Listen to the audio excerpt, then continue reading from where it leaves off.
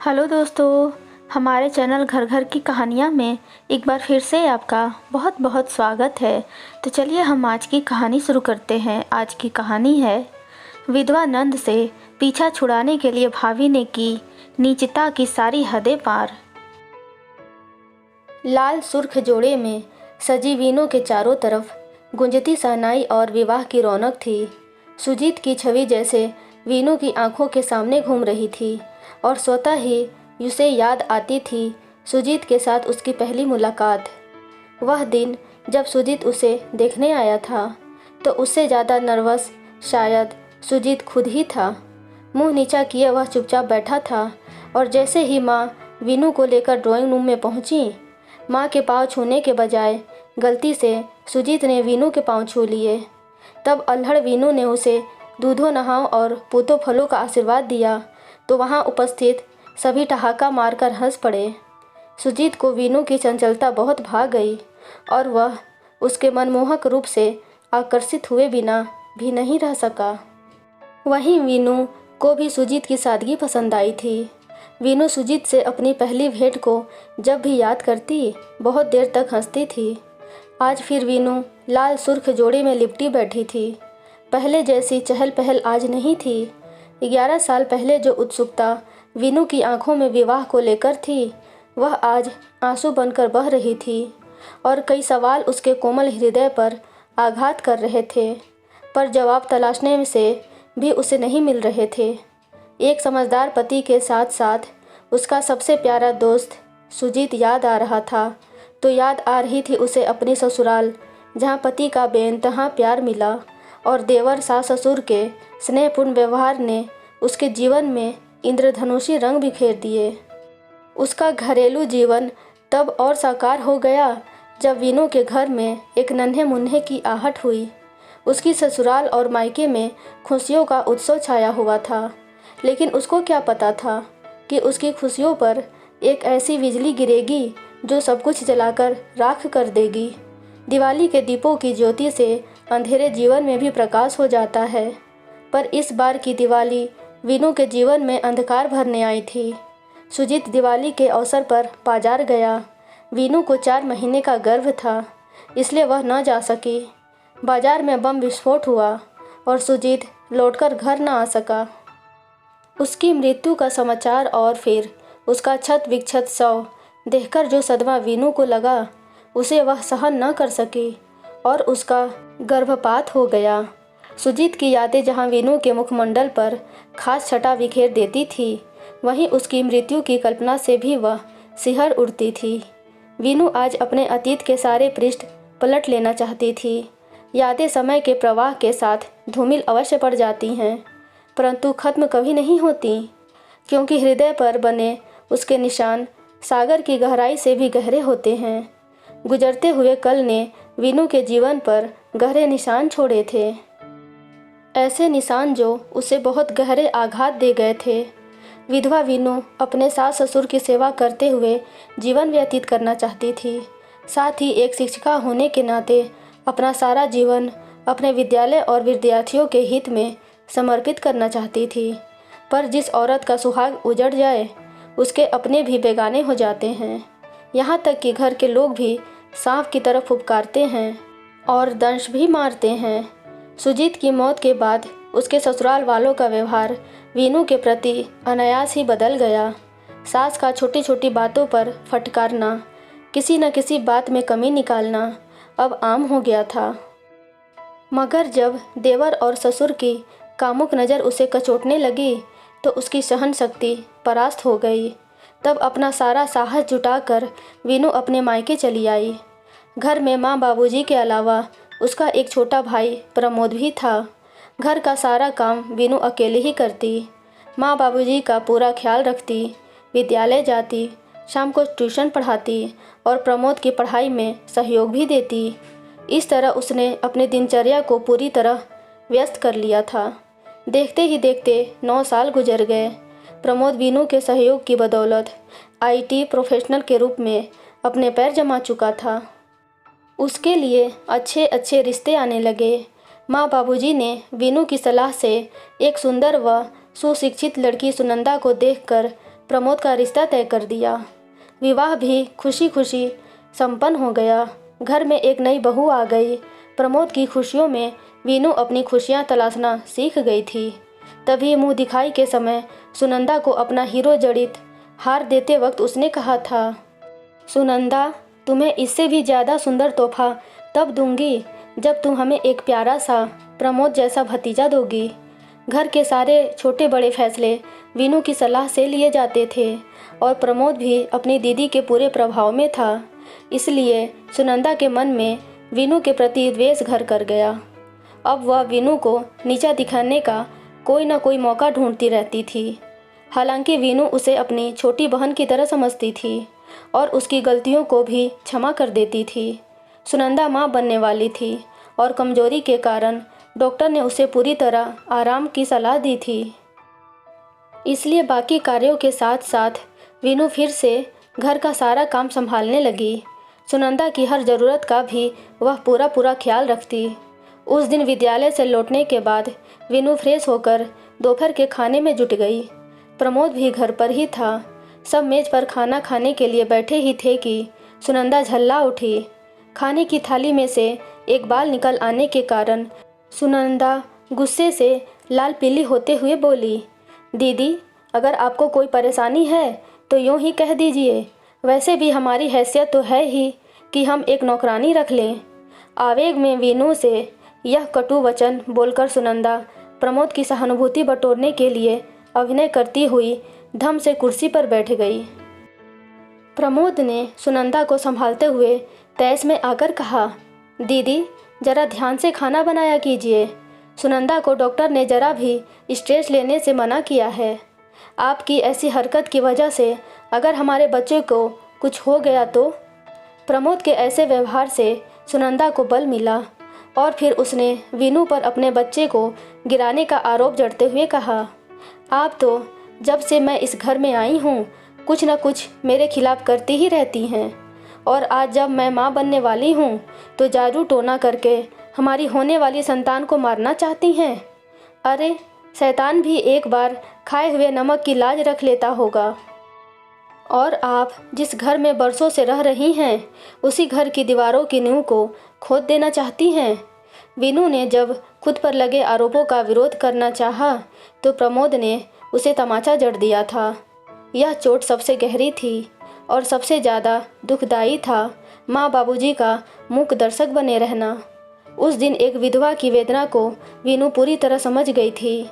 वीनू ने आवेग में आकर अकेली ही कहीं और मकान लेकर रहने का फैसला किया, पर बेंगलोर जैसे शहर में एक महिला का अकेले रहना कहाँ तक सुरक्षित था। यह सोचकर माँ बाबूजी ने उसे रोक लिया। सुनंदा वीनू को परिवार वालों की नज़रों में गिराना ही नहीं बल्कि उसे घर से निकलवाना भी चाहती थी, पर अपनी आशाओं पर पानी फिरता देख अवसर पाकर उसने माँ बाबूजी के मन में वीनू के दूसरे विवाह का विचार डाल दिया। माँ बाबूजी वीनू के लिए किसी उचित वर की तलाश में थे तो सुनंदा ने एक ऐसे लड़के का नाम भी उन्हें सुझाया। उसकी बातों में आकर घर वालों ने विधवा वीनू का रिश्ता तय कर दिया। वीनू यह तो जान ही चुकी थी कि एक औरत का अस्तित्व उसके पति की मृत्यु के साथ ही समाप्त हो जाता है और एक सादे समारोह में वीनू की दूसरी शादी संपन्न हो गई। वीनू अपने अतीत में खोई हुई थी कि तभी माँ ने उसे झकझोरा और कहा, वीनू बेटा, तुम्हारी विदाई का समय हो गया है। आज वीनू दिनेश की दूसरी पत्नी बनकर उसके घर जा रही थी। उसकी आंखों से आंसुओं का सागर उमड़ रहा था, किंतु इन आंसुओं का औचित्य समझ पाना उसके बस की बात नहीं थी। यह आंसू अपने उस घर से विदाई के थे जहाँ से वह 11 साल पहले ही विदा की जा चुकी थी। या एक विधवा की बदकिस्मती के वीनू स्वयं नहीं जानती थी। वीनू अब तक दिनेश से नहीं मिली थी। उसे केवल इतना बताया गया था कि वह पेशे से एक अकाउंटेंट है। उसकी पहली पत्नी की मृत्यु कुछ समय पहले हुई थी और दिनेश के 2 बच्चे हैं, रुद्र जो 8 वर्ष का है और परी 6 वर्ष की है। घर में दिनेश और बच्चों के अलावा माता पिता हैं। वीनू इस घर से खुश नहीं थी, पर विदाई के बाद ससुराल पहुंचते ही जब रुद्र और परी ने उसे नई मम्मी कहकर पुकारा तो वह गदगद हो गई। मातृत्व क्या होता है उसे यह खुशी नसीब नहीं हुई थी, मगर दोनों बच्चों के एक छोटे से उच्चारण ने उसके भीतर दबी हुई ममता को जागृत कर दिया। उसके सास ससुर का व्यवहार बेहद करुणामयी और विनम्र था। दिनेश से अब तक उसकी भेंट नहीं हुई थी। सुहाग रात को वीनू कमरे में काफ़ी देर तक उसकी प्रतीक्षा करती रही और इंतज़ार करते करते कब उसकी आंख लग गई उसे पता नहीं चला। शायद दिनेश ने उसे जगाना भी ठीक नहीं समझा। वीनू ने नई नवेली दुल्हनों जैसे नाज नखरे नहीं थे, इसलिए विवाह के अगले दिन से ही घर का सारा काम उसने अपने हाथों में ले लिया। सुबह जल्दी उठकर अपना पूजा पाठ समाप्त करके पहले वह अपने सास ससुर को चाय बनाकर देती, फिर नाश्ता तैयार करती। दिनेश को ऑफिस और बच्चों को स्कूल भेजकर वह अपने विद्यालय जाती। दोपहर को विद्यालय से आते ही बच्चे उसे घेर लेते। पहले तो उन्हें खाना खिलाकर वीनू उनका होमवर्क पूरा करवाती और फिर उनके साथ खूब खेलती। अब दोनों बच्चों ने उसे नई मम्मी के बजाय मम्मी कहकर पुकारने लगे थे। बच्चों के साथ वीनू ने अपने सास ससुर का भी दिल जीत लिया था। दिनेश देर रात घर आता, तब तक वीनू सो चुकी होती थी। दिनेश के साथ वीनू की जो बातें होती वे केवल औपचारिकता भर ही थीं। विवाह को दिन ही नहीं महीनों बीत गए थे, पर जीवन साथी के रूप में दोनों को एक दूसरे के विचार जानने का मौका ही नहीं मिला था। दिनेश का व्यवहार घर वालों के प्रति बहुत असहज था।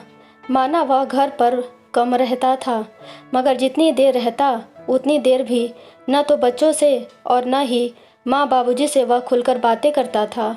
वीनू ने उन सब के बीच एक अजीब सी दूरी का अनुभव किया और वह सशंकित हो उठी। वह माँ बाबूजी से सीधे कुछ भी कहना नहीं चाहती थी, मगर दिनेश से कहना भी ठीक नहीं था। एक दिन वीनू घर पर ही थी और बच्चे दिनेश के साथ कहीं गए थे। वीनू ने अवसर पाकर माँ जी से पूछ ही लिया, माँ जी, मैं जब से इस घर में आई हूँ उन्होंने कभी मुझसे बात नहीं की और मुझे उनका व्यवहार भी बहुत अजीब लगता है। मुझे कहना तो नहीं चाहिए, मगर लगता है आप लोगों के बीच कोई समस्या। वीनू की बात काटते हुए माँ जी बोली, बेटा, दिनेश इस विवाह से। वीनू चौंक पड़ी। खुश नहीं है क्या? देखो बेटा, सुनंदा और प्रमोद को हमने पहले ही बता दिया था कि दिनेश न तो तुमसे शादी करना चाहता है और न ही वह तुम्हें पत्नी के रूप में स्वीकार कर पाएगा। दिनेश खुद को तुम्हारा अपराधी समझता है, माँ जी ने उत्तर दिया। बाबूजी ने अपनी चुप्पी तोड़ी और बोले, बहू, तुम जानती हो कि हमारी बहू कोमल की मृत्यु एक कार एक्सीडेंट में हुई थी। उसमें दिनेश भी बुरी तरह घायल हो गया था। उसका काफ़ी खून बह चुका था। ऑपरेशन के समय उसे खून चढ़ाया गया और लगभग 1 महीने उसका इलाज चला। ठीक होने के कुछ दिन बाद ही फिर उसकी तबीयत खराब हो गई। यहीं से उसकी बदकिस्मती शुरू हो गई। मगर बाबूजी, इससे हमारे रिश्ते का क्या संबंध? वीनू अभी भी सकते में थी। दिनेश की तबीयत जब ज़्यादा खराब हो गई तो जांच में डॉक्टर ने बताया कि वह HIV पॉजिटिव है। कहते कहते बाबूजी का गला रूंध गया। वीनू खुद को ठगा सा महसूस कर रही थी। वह सुनंदा को दोष नहीं दे सकती थी, मगर जो विश्वासघात भाई होकर प्रमोद ने उसके साथ किया, उससे वह सोचने को विवश हो गई थी कि क्या विधवा पुनर्विवाह का औचित्य यही है कि उसका प्रयोग केवल अपने स्वार्थ को पूरा करने के लिए ही किया जाता है। आज वह एक सुहागन होकर भी खुद को विधवा ही महसूस कर रही थी। बाबूजी ने वीनू के सिर पर प्यार से हाथ फेरते हुए कहना शुरू किया, दिनेश के CD4 सेल्स का स्तर अब धीरे धीरे कम होने लगा है। हम बूढ़े हो चुके हैं। दिनेश को कुछ हो गया तो हम बूढ़े तो वैसे ही ख़त्म हो जाएंगे। हमने सोचा कि हमारे बाद इन फूल से बच्चों को कौन संभालेगा, क्या होगा इनका। यही सोचकर हमने दिनेश का विवाह जबरन तुम्हारे साथ करवा दिया ताकि इन बच्चों को संभालने वाला कोई तो हो। इतना कहकर बाबूजी कमरे से बाहर निकल गए। अपने को संभालते हुए माँ जी बोली, बेटी, तुम्हें लग रहा होगा कि हम लोगों ने अपने निजी स्वार्थ के लिए तुम्हारा जीवन बर्बाद कर दिया। निर्णय अब तुम्हें ही लेना है। हो सके तो हमें क्षमा कर देना। निरुत्तर खड़ी वीनू वहाँ से भाग निकलना चाहती थी और जाकर प्रमोद माँ और बाबूजी से पूछना चाहती थी कि क्या विधवा होना उसका कसूर है। आज वह दोराहे पर खड़ी थी। तभी रुद्र और परी स्कूल से आते ही उससे लिपट गए और अपनी स्कूल की दिनचर्या बता बता कर उसकी गोद में झूलने लगे। बच्चों का स्पर्श पाते ही वीनू की मानो सारी उलझनें सुलझ गई थीं। उसकी नियति लिखी जा चुकी थी। वह दिनेश के समर्पण, माँ बाबूजी के प्रेम और अपने मातृत्व के सामने नतमस्तक हो गई। फिर रुद्र और परी ने वीनू के आंसू पोंछे और उससे लिपट गए। आज सब कुछ खोकर भी वीनू ने मातृत्व का अमृत पा लिया था। उसे आज अपना और आने वाला कल साफ नज़र आने लगा था। दोस्तों, आपको ये कहानी कैसी लगी प्लीज़ कमेंट में ज़रूर बताएं और ऐसे ही रोचक कहानियाँ पढ़ने और सुनने के लिए हमारे चैनल घर घर की कहानी को लाइक, शेयर एंड सब्सक्राइब ज़रूर करें। Thank you.